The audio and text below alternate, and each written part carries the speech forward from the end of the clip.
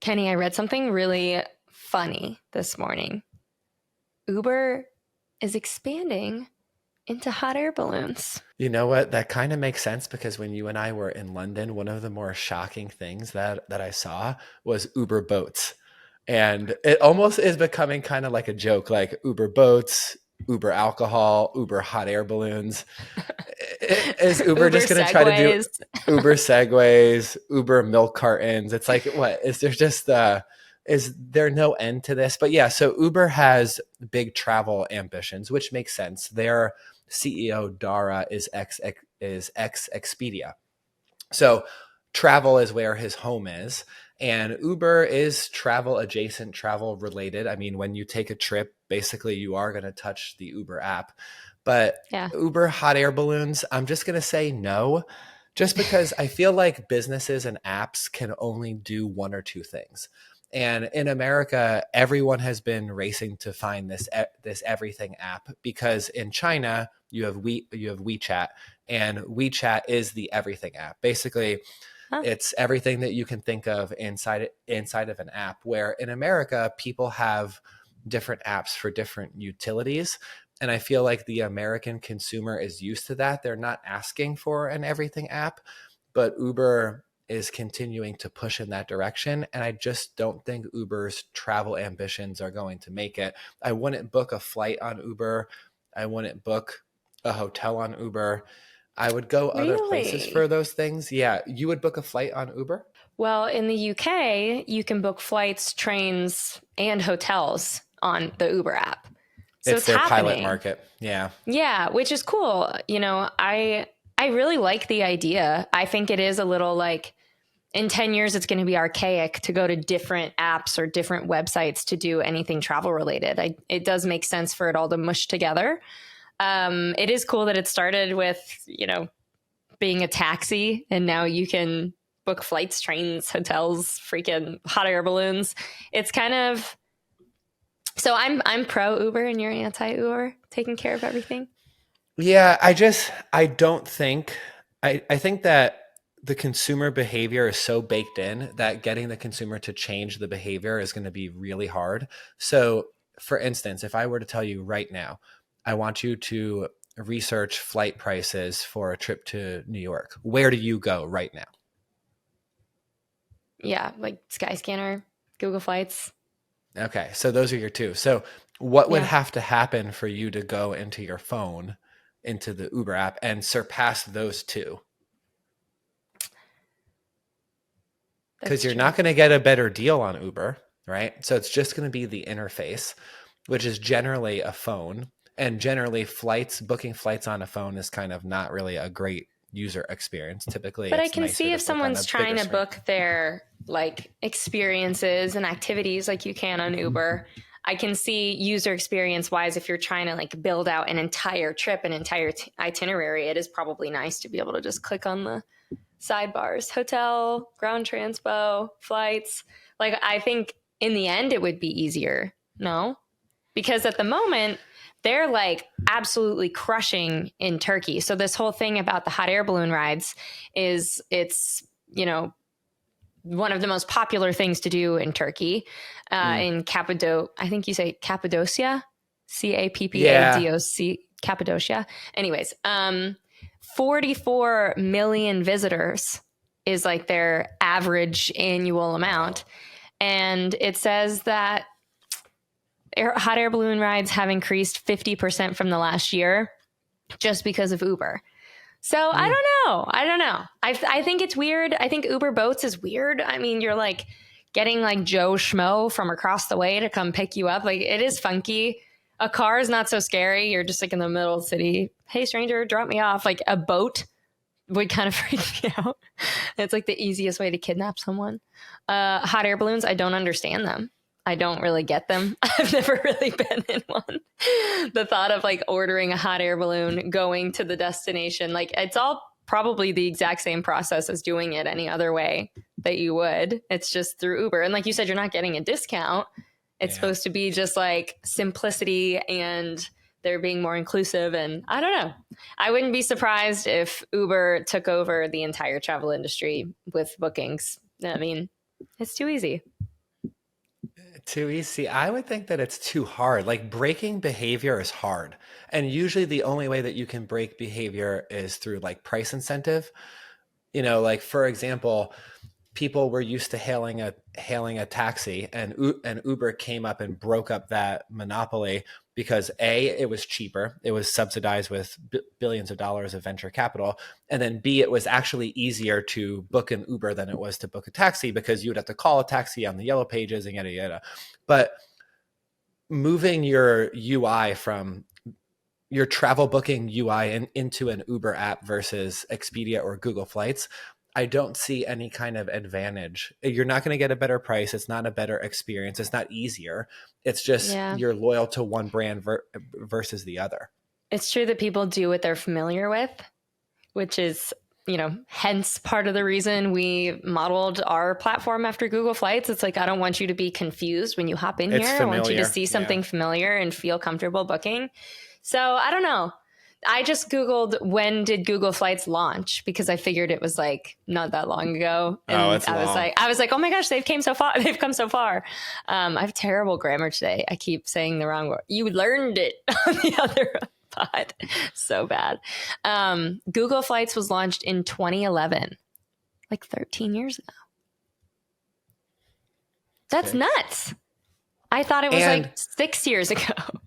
And it didn't really get launched. It actually got purchased. So there was a company I think it's called QPX, and they were running the original version of Google Flights, and Google wanted to get into travel. So they purchased that company and then they rolled it up into Google, and that team became the Google Flights team. What? That's super cool. Well, anyways, I don't know if I'll be on Uber hot air balloon anytime soon, but I'm not opposed to trying it.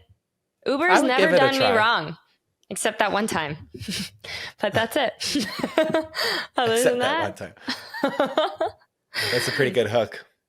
Well, it's not their fault that people are creepy. Yeah. You had a that guy. Little creepy Uber driver situation. Yeah. I mean, you always want to lie and tell them that you have like a really big, really scary boyfriend inside with like anger management issues, you know? So as I'm like lugging my suitcase down, I'm always like, oh my God, I just got in a huge fight with my super mean boyfriend that lives with me.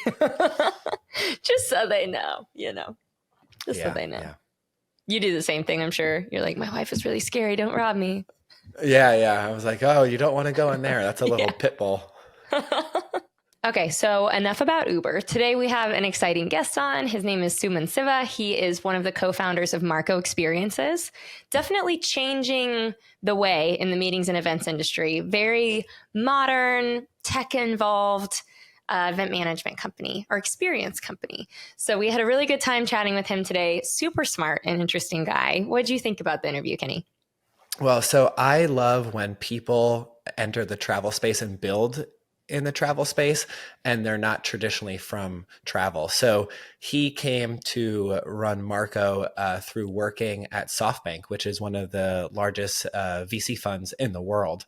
And so he cut his teeth there, and then he saw an opportunity in travel and jumped in. And he has this line in the episode where he was talking about how in travel is a tough segment to invest in because it's so mature and consolidated. And so building and raising money in travel is notoriously difficult. But I feel like travel is at that point now where there's a bunch of incumbents that are 10 and 20 years old that are kind of gotten too big. They're very slow. They've lost touch with their customers. And the incumbents, the legacy players, are really ripe for disruption. So if you're interested in the travel landscape and disruption and building, this is an episode that you will definitely enjoy. Yes. That was a great intro. I'm not even going to say anything other than the fact that he's a super cool guy. So now into Suman. Do you think that the days of the mega fund are done? There's a lot of examples of companies we gave a lot of money and they right? Like they, it just didn't. I'm not sure if I'm allowed to say that on this show, but it didn't. We got the big E. Yeah, explicit for us.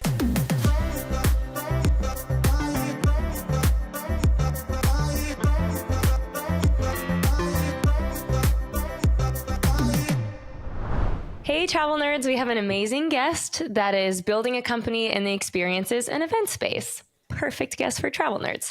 Suman Siva is the founder and CEO of Marco Experiences. Marco helps companies build culture by helping put on company offsites. So right up our alley. Nice to meet you. Thanks for coming on the pod. For sure. So we did a little digging on you and found out that you used to work in the venture capital space. So let's start it off there. Get a little background on you and how you came to where you are today. Cool. Let's figure out where to start. So I'm from North Carolina, as I just said. So East Coast guy. Represent. Yeah, exactly right. Mostly kind of traditional jobs before working on building Marco. And I think there's always this phrase around like lines, not dots. Like you can use that in different contexts, but in this context, like my journey, I would never be like, cool, now I'm going to build like a company in the event space or in the employee experience space necessarily. But it kind of makes sense now that I like try to make sense of it. But basically, worked at Bain doing consulting, worked in brand and consumer kind of growth equity at this firm. So I love brands. That's like one of the things I'm passionate about. Spent some time in SF between that, kind of working at a startup, and then eventually was at SoftBank, which, as you know, we could probably do a whole podcast on SoftBank, but it's a late stage VC growth firm that invests broadly in technology. At SoftBank, I worked on the consumer tech and prop tech teams. I'm not sure why they put those together. So we invested in a bunch of companies you probably would be aware of, like DoorDash, Compass, Opendoor, Rappi, which is a food delivery company in South America. So like a lot of these kind of consumer tech companies. And I specifically, there's two guys who I worked for, both of whom were at Airbnb before. So they worked for LT, who's the CFO of Airbnb. And they were like just passionate about or interested in travel. And so travel is like this massive, massive category. But especially from an investment perspective, there aren't like that many companies that are kind of, investable opportunities of like a growth scale in travel. And a lot of that is because like the industry is super consolidated and like some interesting companies pop up and they get acquired. And so that's kind of like I don't know if that answers your question, but that's kind of the journey that took me to working at SoftBank, looking into travel. And we looked at a bunch of different companies in the space. And I actually ended up investing in a company called Get Your Guide, which is like similar to like a TripAdvisor competitor, Viator, which is funny because one of our advisors is now the chief growth officer of TripAdvisor. And one of our advisors was the head of employee experience at Airbnb. So it all kind of like comes together. But that's kind of like where I was like, all right, this is interesting. And I'll pause there. But you got a great network of people, though. That's amazing. I just try to find people smarter than me. There is no right answer. You're like, I don't know if that's your life. That's so cool. And unusual trajectory. I don't know how many people in the meetings and events world made that leap. So that's super cool. Just because I'm super new to like learning about VC stuff, Kenny tries to give me like a little masterclass when we're waiting to get on a flight, but there's just so much to learn. What's like an average day at SoftBank? Like, what were you doing? Well, I don't even know if SoftBank was like representative of an average place. So maybe like I'll answer the question average day at SoftBank. I mean, look, like the crazy part is I joined SoftBank when it was like 20 people, sub 20 investors, right? And I remember getting an email. I was at Castanea is the firm I was at. It's like $500 million fund. It's like a normal size like fund. And I get this email and it was like $100 billion fund. And I was like, clearly that's a typo. They meant to say one, which that in and of itself is like pretty big for VC. Yeah. And they were like, no, it's literally $100 billion. Like, that's a bizarre concept. So then I joined and it was insane. I mean, like I got there, I worked for, Jeff Hausenbold. He was the CEO of Shutterfly, like a photo sharing company. He had spent a lot of time in like consumer tech, and it was kind of like the Wild West initially. And there was like very little structure, and you kind of just like, we didn't even really have like a focus on our team. It was kind of just like, yeah, just go talk to people.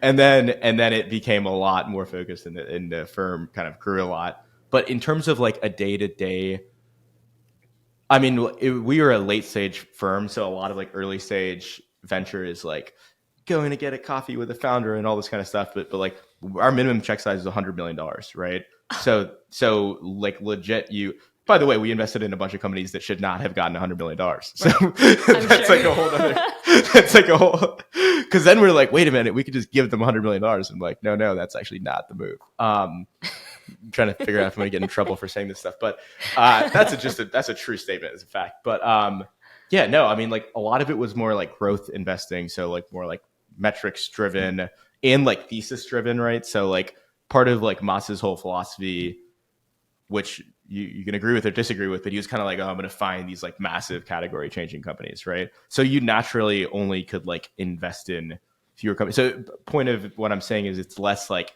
I'm going to go talk to all these people and that sort of thing, because like at least initially everyone was down to take a meeting, right? And you could only invest in a certain subset of companies. Does that answer your question? It totally does. Yes. Yeah, it's very interesting because do you think that the days of those mega funds are done? Because one of the troubling things is when you have $100 billion fund is you have to put that money to work. And like you said, there's only so many companies that can even take in that much capital. And so, I mean, there's places like Benchmark that have never raised that like gigantic fund. They stay around that like $500 million mark. Yeah. Do you think that the days of the mega fund are done? Specifically as it relates to technology investing, like it's going to be really different. And I think like, so generally if you were to just say yes or no, I would say yes, probably, but like you'll still have large funds. But also there's a bunch of stuff at play, right? Like one is capital isn't necessarily, it doesn't just create a successful company. Like you see this time and time again. It's like company gets a bunch of money and then they burn all of it because they don't have like solid unit economics. They haven't figured out their company, right? So like there's a lot of examples of companies we gave a lot of money and they right? Like they, it just didn't. I'm not sure if I'm allowed to say that on this show, but it didn't. We got the big E, yeah, explicit for us. And so no, that's one thing. The second thing is now with everything that's happening within like AI and productivity, you can just do a lot more with less resources, right? So I think there's continued productivity improvements, and we're bits and atoms company, right? Like we are technology and technology enabled, but there's also like, it's not a pure software company that we're building. So there's different types of companies, and regardless, you need to make the unit economics work, but like companies are becoming more productivity, specifically in the tech space. So like, you don't actually necessarily need like a ton of money to go hire all these people. It's like you can actually build a company with fewer resources. And just like, there's not that many good companies out there, right? Like you have to think it's like, oh, $100 billion. It's like, we'd be like, oh, every company could be this amazing. And it turns out it's really hard as someone who's building one, pretty hard. It's like, so I think like, yeah, but building like exceptional companies that are the next, there's only so many Googles, right? It's like not every company is going to grow that quickly or need that. By the way, Google didn't take in that much capital throughout its whole history as a company. So, yeah. Which is crazy to think about. So if you were at one of these, coffee dates with a founder trying to hear them out, what makes a business worth investing in? What are you looking for? Like it depends on the stage, but I think like, as I think about like what makes a business worth investing in, there's a company and that is tied to like the team and all that stuff, but it just intrinsically like a business needs to solve a problem, right? And so like that's like, we can talk about Marco eventually, but it's like for Allfly, for Marco, you at the fundamental level, like that is what a business is, right? It's like you're identifying a need and then you're creating a solution or a product or service that addresses that need. And like the question is like, how big is that problem, right? Or how big is it becoming? Because a lot of the venture stuff is like, I didn't even know it was a problem, but like, oh crap, now it's like a problem. And then you're like, cool, is this product or service, does it, adequately solve that? And then obviously then it's like, cool, like is the team capable of like addressing this? Do they have the right skill sets and so forth? And then it's like, there's a lot of other components. It's like, if you think about like the market, there's like business where it's like, what is the market? It's like, do people pay for this problem or will they, right? And can you educate someone on that problem? So that's ultimately, I think, the most simple way. You asked that was a good question because you're like, what's a good business? And I'm like, I don't know. It. You nailed it. From like, sorry, Kenny, I'm hogging all the questions. Last one.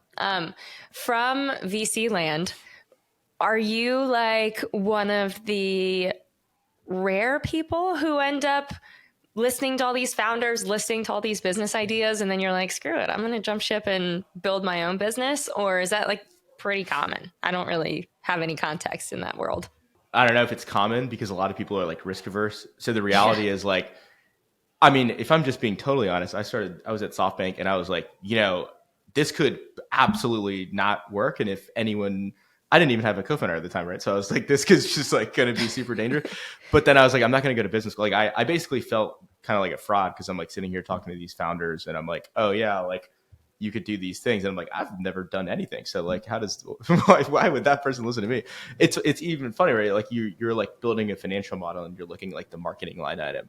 And you're like, I actually have never marketed anything, nor have I sold it. So then you're like, yes. So then the reality is like, my mom actually was like, you always say you're entrepreneurial, you've never done shit, right? So I was like, okay, cool. Maybe I should go figure that out. Okay, Mom, a little harsh, but I think some people some people came into venture because they were entrepreneurs. And I think it used to be specifically with venture capital, more like it was a smaller industry and it was like this cool kind of thing where like people were interested in company building and whatever. And now I think there's a lot of people who are like, oh, it's a cool, fun job. I'm going to like do it. And a lot of them are actually pretty risk averse. And to be honest, a lot of them, like, not to say I'm so good at building companies, a lot of them wouldn't even try just because of the risk aversion. And then you have a lot of people who would, right? And you have a really good vantage point to like see a lot of stuff and that sort of thing. But I think like a lot of like legit like partners at funds, like you mentioned Benchmark, a lot of those folks like have operating experience, right? And so even if it's not founding a company, like they've spent meaningful time at like a interesting company. So yeah, I don't know how, now it's a bigger world. I think in the past it was like more common and yeah, I don't know. So how long have you been out of that world into this world? Into this beautiful meetings and events world that I have grown so fond of. Oh yeah. So I left SoftBank 4 years ago, and at the time I had met my co-founder basically before. I was like working on Marco, this like really ugly deck that I had when I was working at SoftBank, and it was initially not what it is kind of now, and we can talk about that. But it was consumer facing. Basically, if you've seen Partyful, it was like a social events product. I love that's a great app. How good is it? It's the best one. So we were working on building that, and the whole idea was it was like no one uses Facebook events. We can build like the social events product, but then monetize with stuff on the back end. So that was like what the idea was. And then like COVID happened. People were like, oh, it's so smart. You started this like team events company. And I was like, this is the worst timing of any idea ever. I was like, you're starting a what? You're starting an events company before COVID's happening. So 4 years, and then really like 3 years is when we kind of like I figured out like more clarified the idea, and then we raised our seed around December of 2020. So basically like 3 years, I would say. Amazing. How about y'all? For the audience, the way that I even got this cool guy on the pod is Kenny and I met with his co-founder for lunch, because when I was looking online, we work with a lot of event management companies. We were just like checking out what's around and what's in Florida in particular. And so many of them aren't as like modernized as you guys are, even just from looking at your website, not only, what you actually get behind and what you do, but just visually, you guys look like very ahead of the curve as far as like your branding goes and all of your marketing and things like that. So, how did you even like know this world existed? Before I got into Allfly, I didn't even know the meetings and events industry was what it is. It's massive. Well, I'll be just super honest about the answer, which is I am continuously being educated on so we started, it was always called Marco, but essentially I was like, the experiences category is massive, right? So Get Your Guide, all these companies, I was like, that's massive. And then you think about like events broadly, right? And in the business events market is like $1.5 trillion market in the States, I think, right? So it's like a massive market. I do think, like from an investment standpoint, I was at SoftBank and we looked at the space broadly, but Cvent is probably the only scaled kind of like events company. My friend works at Blackstone. They invested in Cvent, and like that product, like no offense, like that's not like a modern product, right? Yeah. Like I literally did a demo with one of the guys and he's like, this. He's like, why are you doing a demo with us? He was like, our product sucks. I was like, they're gonna get but fired. They're a massive company and they're used by more traditional businesses to do like, large scale events and all this type of stuff. So then it's like, I mean, honestly, like we were trying to solve this problem. It was really like I actually just described Marco as a connection company, not an events company or an offsite company, because we don't just do offsites. But really, our mission is like we help companies connect their people through intentional experiences, right? What does that mean? That means like, hey, 80% of people are now like hybrid, some of them remote. A lot of people have multiple offices. I can see your cat hanging out there. A lot of people have multiple offices, like they don't see each other. So then like employee connection is important, right? And now it's like this more complex thing where it used to happen in the office. Everyone's like 10 square miles away from each other, whatever. Now, like that's just factually not true. So then like, even if you think about the spend on business travel, that's actually being changed. And now a lot of it is for like, as opposed to like individual meetings, like I can meet with you on Zoom. I don't need to like go fly for a sales meeting, but I do need to do like broader team events, team building, strategy planning, creative work, all that kind of stuff. Right. So like some of the people in our space are like, cool, we're events companies. I'm like, yes, but really what you're trying to solve is like this whole notion around like employee connection. And that is like, you asked me what a business is. That's a business problem, right? You're like, shit.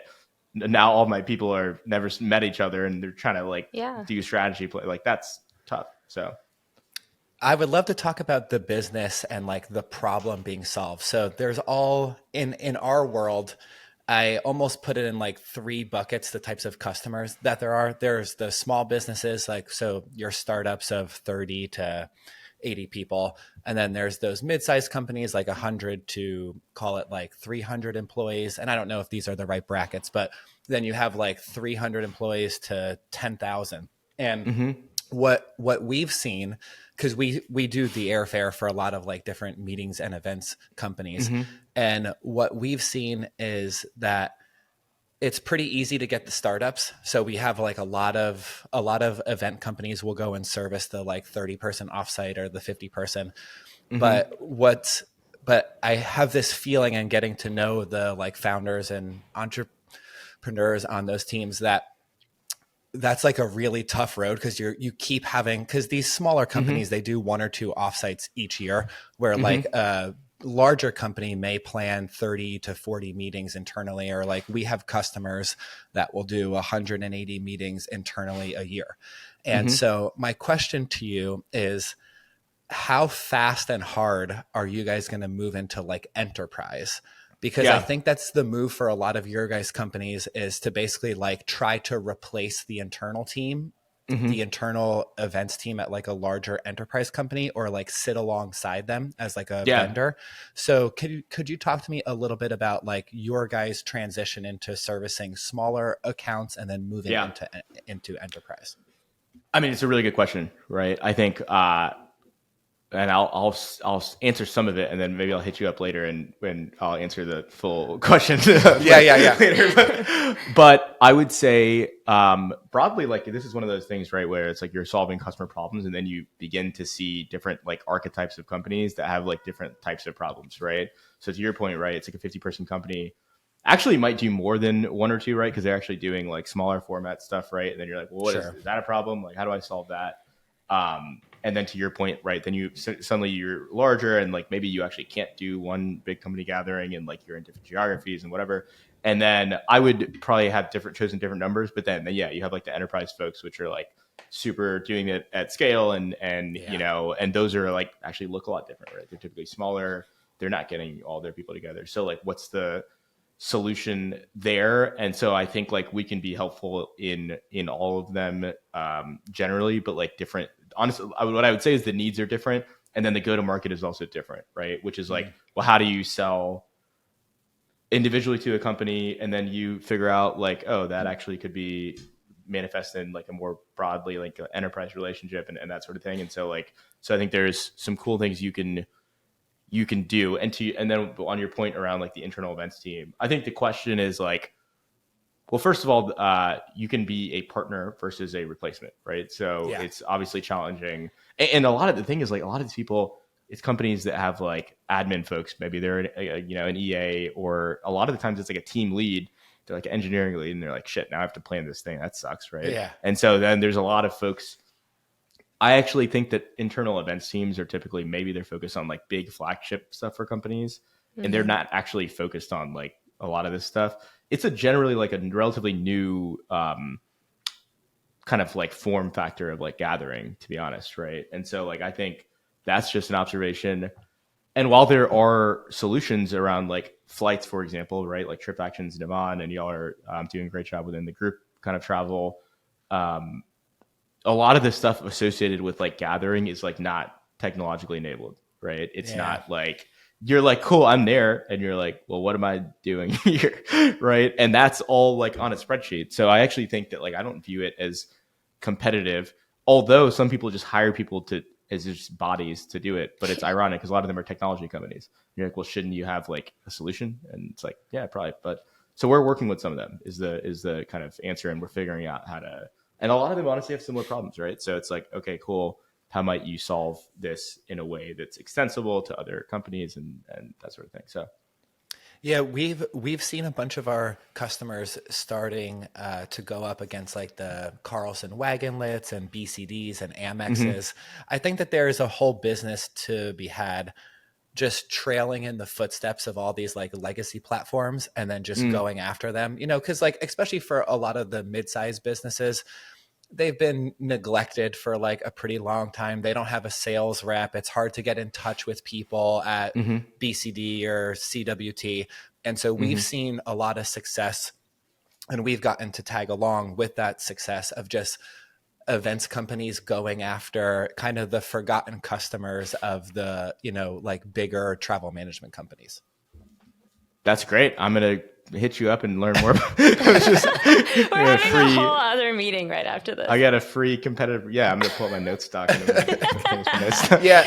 Well, to be honest, and I would just like put this out here. Our number one complaint is that from the companies that we book the air for is that people don't get back to them and are not responsive. So that's like the number one thing to solve for, in my opinion.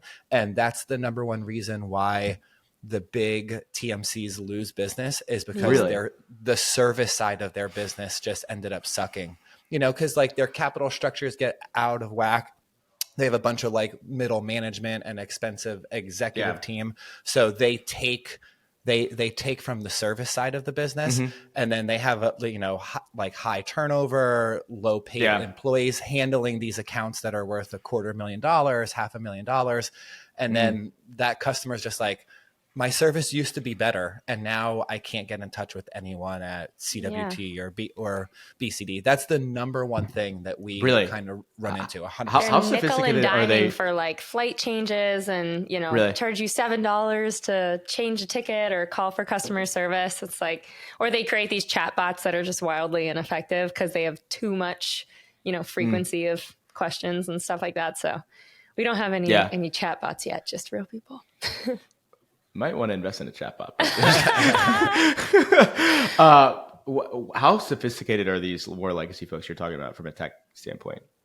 Honestly, most of them are just using other people's software. So the number one thing that we run into is like there's a travel management company A, and they use Concur and some other like off the shelf software. So they're really just almost like a connector, or they like manage people. Yeah. So the number one thing that we run into is basically like travel management company using Concur. Interesting. And how often is let me think about this. How often is like a modern startup hitting up a TMC to do like recurring team offsites? Is that like actually happening a lot? I feel like that doesn't happen unless it's like this big thing that's like really, I don't know. Like I don't talk to a lot of customers who are like, yeah, when we're using a TMC to do our like, I would say what does the cat think? I don't know. Dude, my cat, he really wants to get to know you. He's being too much. I'm gonna have to lock him out soon. Ned knows so much about startups, so. Yeah, I would say that. Typically, I don't think startups are going to like your big legacy TMCs. I think that they're finding people more like you that are more like tech focused. And so I think that the blend of tech focus and combined with like really high quality and responsive service, I feel like that's the winning formula for like the next like 5 to 10 years. because I feel like people want flashy tech, but then they also want to talk to Conran or Amy or Jonathan, whoever's like their point. For sure. Like they want to be able to like have a touch point with that person. Yeah. Yeah. I mean, especially like if you're booking like, I mean, like when I was like Get Your Guide, you're thinking about, the cost of human interaction or customer service, right? Like one is you can build technology to minimize the problems you have. But if you're booking something super expensive and it's like a high trust purchase, right? And you're like, I'm spending $100,000 taking my team somewhere. Yeah. First of all, it makes economic sense for you to make that relationship just because then they know you as like a person and a company a person or people as part of the company rather than just like a website. So like, it's just good math and sales to be like, cool, that's going to take like X amount of hours. But like now they like Conran or Kenny or whoever it is. Right. But yeah. Ain't that the truth? Yeah. And then you're like, here's my phone number, and you become friends. it's so we know who the friendly one is in the Hello. Company. Yeah. Okay, tell me a little bit about like building this. Were you and Felix were you homies? Did you meet him and then decided to partner? So Nick is my co-founder, but Felix is the head of operations. Okay. I have known Felix for nearly 15 years. Oh my gosh, amazing. So is like the core of your team people you knew that you trusted and brought in? So I have our head of sales and our head of operations I knew for a while.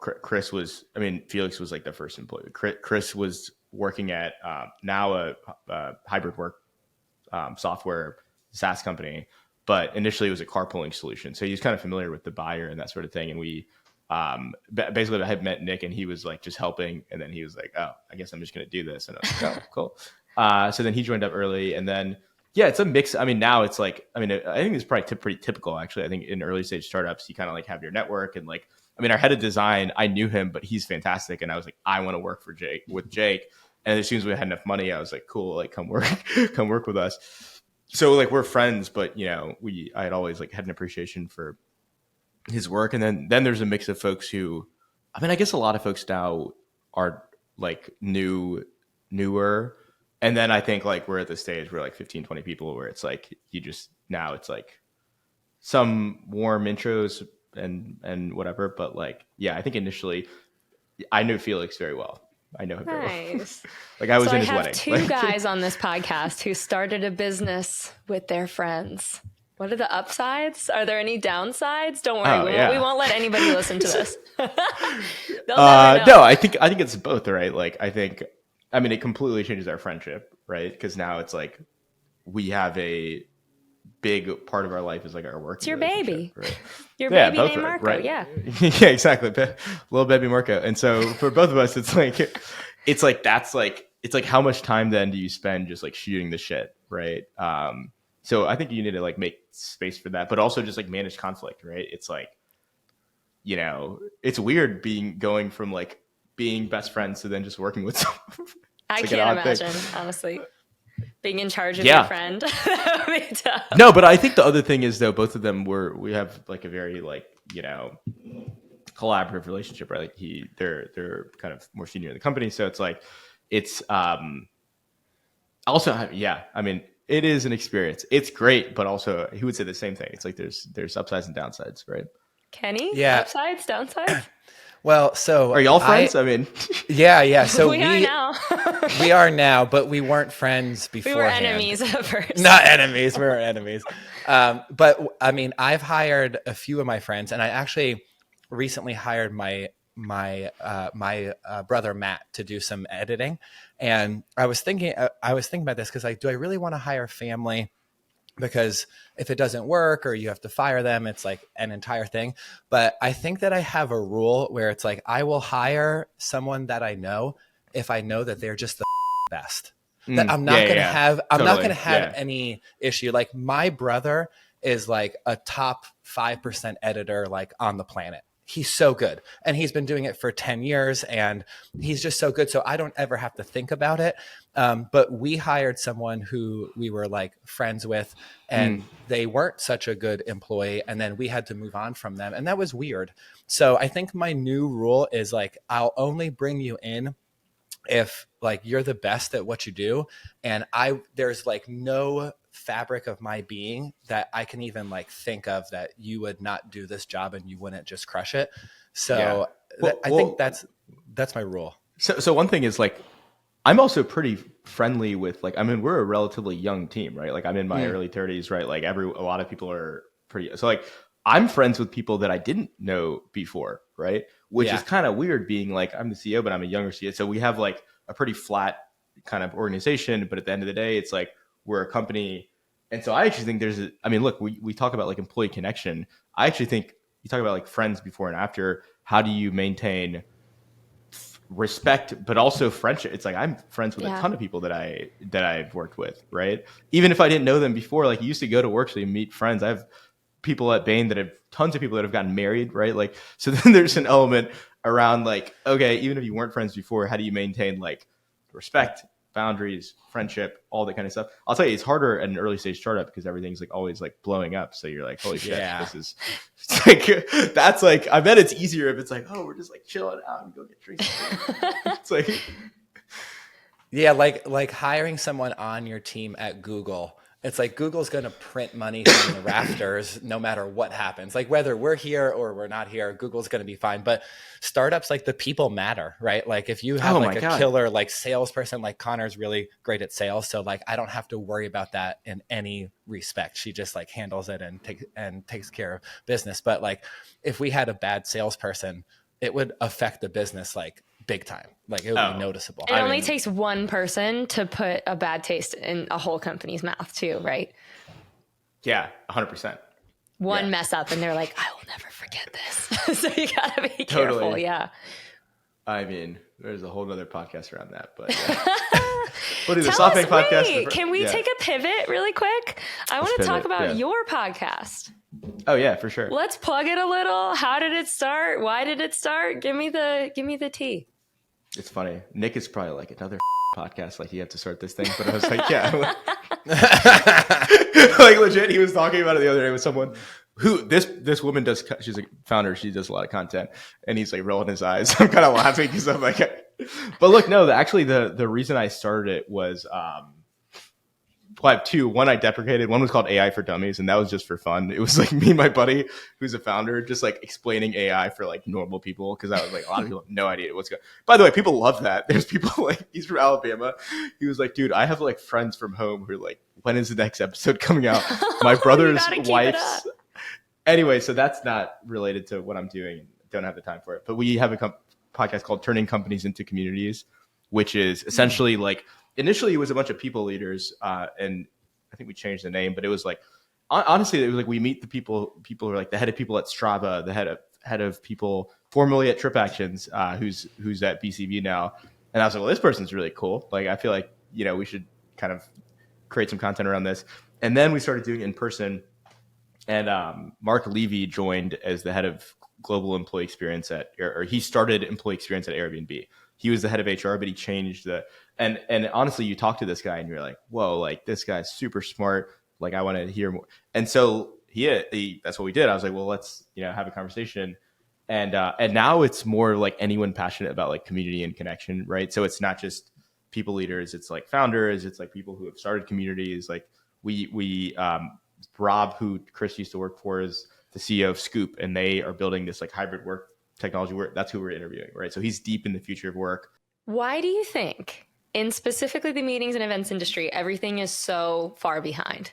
What is up with that? Like all of the things that are, like Kenny was saying, the legacy platforms that people use, they're like billion-dollar companies, and then they just don't really upgrade their tech or upgrade their like user experience. So you hop on and you're like, why does this look old? What is it about the meetings and events industry that's taking it so long to catch up? And like I said, you guys are noticeably more like modern than most companies. Well, I think, okay, so like from an investment standpoint, right? Like what happened was initially, like airlines tech was brought to airlines and accommodations, right? So it was like airlines, right? Like, cool, I want to be able to have like real-time pricing, availability, all that stuff, right? Now it's like, super easy. Then like accommodations, right? So hotels are generally OTAs, all these things, right? Like it's all online. Those are just massive categories, right? And then you have like experiences, which is on the consumer side, right? So generally consumer companies might have like a better digital experience because that's just like the consumer expectation.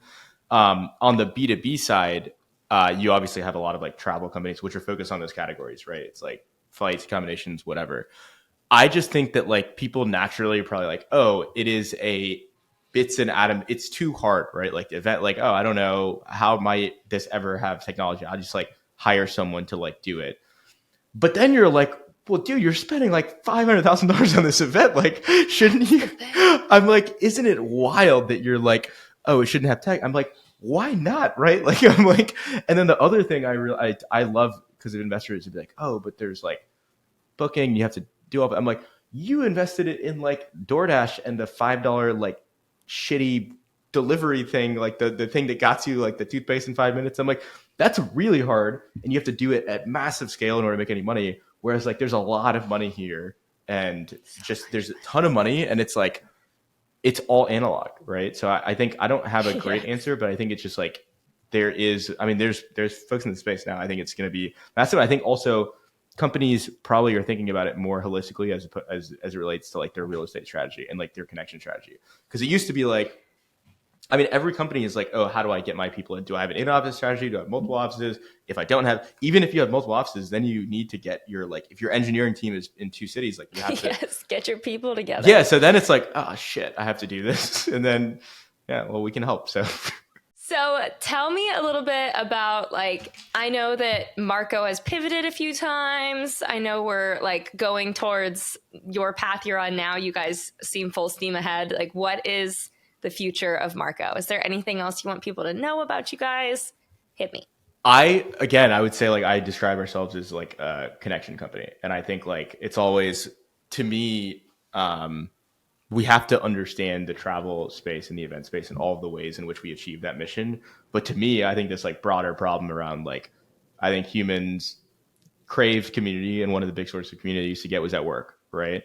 And so to me, I'm like, I actually think some of the best companies, and you talk to Mark at Airbnb, and I've been to the Airbnb office, there's like this special feeling, right? It was like truly super special.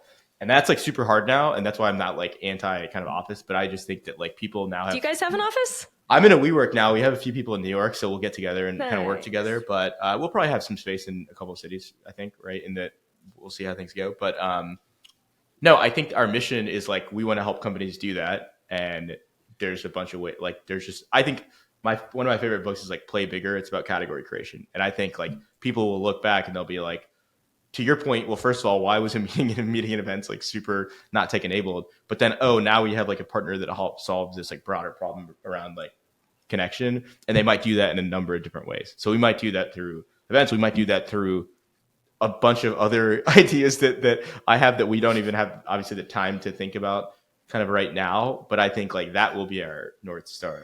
I think. Ever evolving.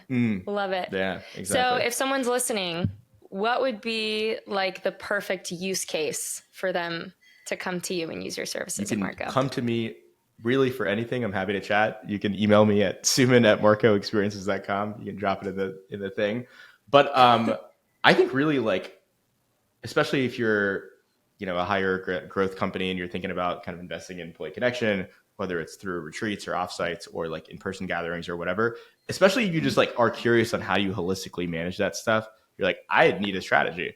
I would love to talk to you about that, even if it's not like an immediate event that you need kind of help with. Like if you're just like, hey, I want to understand like how to do this. Not to say I know how to do it, but we're figuring it out. But reach out at Suman at Marco. Yeah, exactly. Is there like an offsite or an event that you've been to or you've just heard about, or is there like one that's ridiculously cool that stands out in your mind?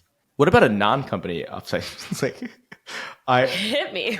I like love traveling, right? So my friend just for fun. This is Travel Nerds. Yeah, my friend Jacqueline, like I spent like months in Mexico in this like hacienda in the middle of nowhere, and it's like this beautiful. Yeah, I mean, I can show you. Like, I'll send you photos. It's like, but she started a community around it. It was called Hacienda. Now it's like Cocoon is what. So I just went to Ibiza for this retreat, and it's like all this like mindfulness, wellness, all this kind of stuff. Really interesting people. And now they're doing one in Oaxaca in November. I can't go to it because of work, but like I'm like now a part of this community, and it's like that's cool. And it's like literally looks like you're in the Jungle Book in this place. And I brought my team there, right? So like actually, you did? Yeah. Okay, that's an offsite. That's a company offsite. Yeah. So I guess it is a company offsite, but like that is a community that like I'm a part of that I connected with. Oh my gosh, people are just doing yoga, Yeah. living their lives. Yeah. What is this? It's my favorite retreat. It looks like an old, like, beautiful church. Yeah. And Oh my that gosh. is that's my team actually right there. The Marco What? State of the Union 2021. Look at you. So That is so cool. Is this something that like people can go online and book, or is it like you gotta know someone to get in? it's kind of like it's kind of like Yeah, you can you book get, like, it. invited. You can book it, but like she's not like out here running ads, right? Like it's definitely like you should go. I mean, I don't know if It that's would your suddenly stop becoming a quiet, tranquil place if she ran ads, I'm sure. Wait, if you were there, you would just be like, If I was there, Hurricane Khan comes in. Is that what they call you? No. I'm like moderately chill. No, I could hang. Yeah. Well, that's my Kenny favorite. That's the answer. rolls his eyes. Kenny, are there any more questions you have for Suman before we let him go into his day? I am interested, and maybe you asked this, but if you have a long plane ride, what are you watching? What are you listening to? Yeah, a long plane ride is typically comprised of a few phases. So the first phase, I kind of get on and I'm like chilling for a bit while I take off. Then I do some work. Then typically like an audiobook or a podcast. And then like writing. I love like writing on planes. I'll typically get like a gin and tonic and then I'll like write and I'm like, kind of like, that's kind of like the vibe. Juice. And so those are the different phases. What are you writing? Are you writing like poetry? We talking No. blogs? We're talking B2B blog content. No, I'm just kidding. No. It was nice to meet you. Thank you for coming. Say the name of your podcast again. Hit it. Yeah, it's called Turning Companies into Communities. And you can also just kind of search for it on YouTube. It'll be on Spotify and stuff like that soon. But Question, do you listen to every podcast episode you put out?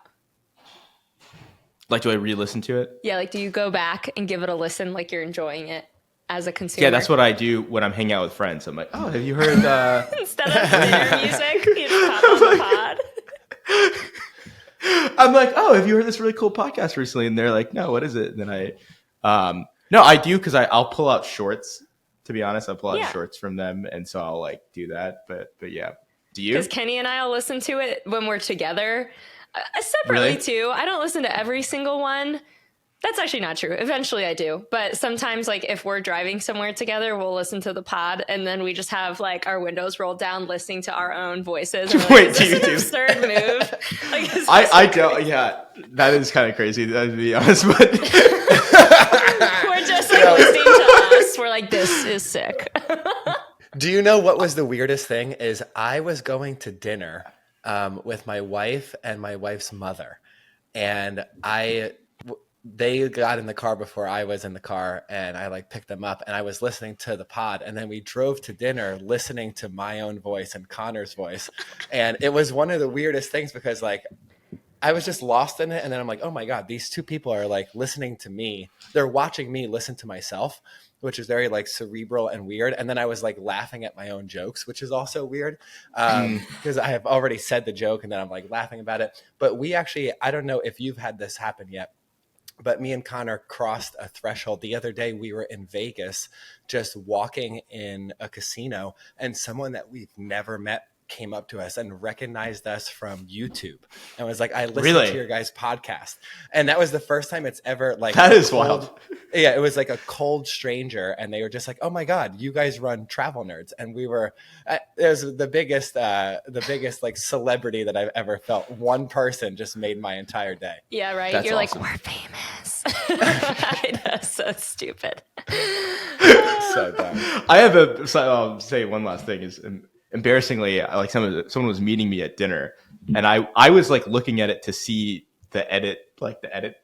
Basically, I was like, I need to edit this thing, so I just received the file, and then they walk up and I'm like watching a video of myself and they're like, sick. That's and I was like, that's not what it looks like. It's called self-love, baby. That's what I should have said. I just was like fumbling and I was like, I'm sorry. It was super awkward. You put it in your pocket. You're still talking. Oh, I love it. You're still talking. It's just a little embarrassment. It's good. Keeps us humble, right? Yeah. I mean, my biggest intention is like just bring awesome people on there. So I'm just like, cool, you talk and I'm just going to, but. That is the move. And then I just go on tangents and I'm like, should have let them talk more. I'm getting better at listening. The pod has learned I'm more patient and I'm a better listener because of the pod podcast. has learned. The pod has taught. The pod has learned. My grammar has gotten worse, but the listening gets better. Yeah. All right. Well, I gotta hop, but it was great chatting. Yes. Thank you for being here. Everybody go check out Marco Experiences. Thank you for coming on the pod, and we'll see you guys next time. Later, nerds.